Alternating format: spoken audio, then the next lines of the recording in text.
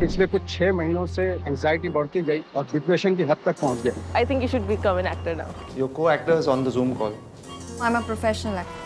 May Actor Nahin Hoon starring Nawazuddin Siddiqui is the latest film from the director Aditya Kripalani.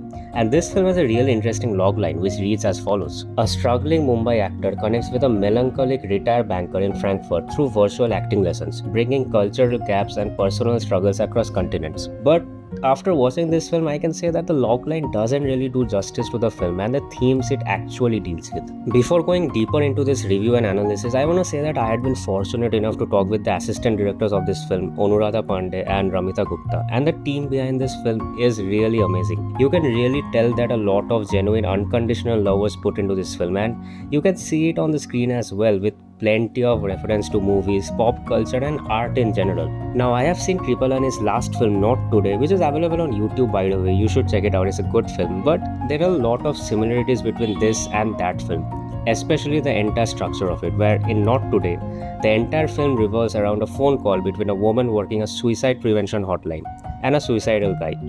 And it's kind of the same here as well, where Nawazuddin Siddiqui's character is a retired banker in Frankfurt who is taking acting lessons from Chitrangada's character who lives in Bombay in India.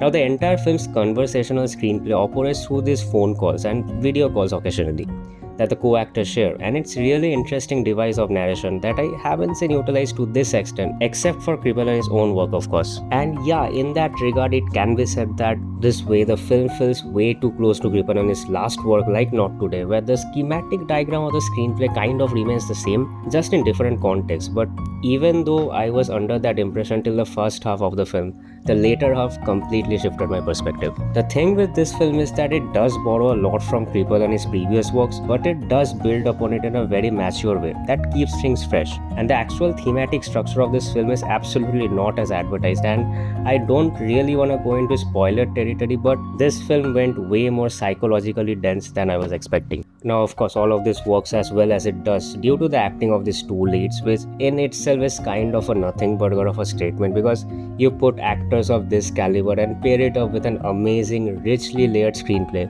and really allow the camera to stay with these characters. It's always gonna create magic, right?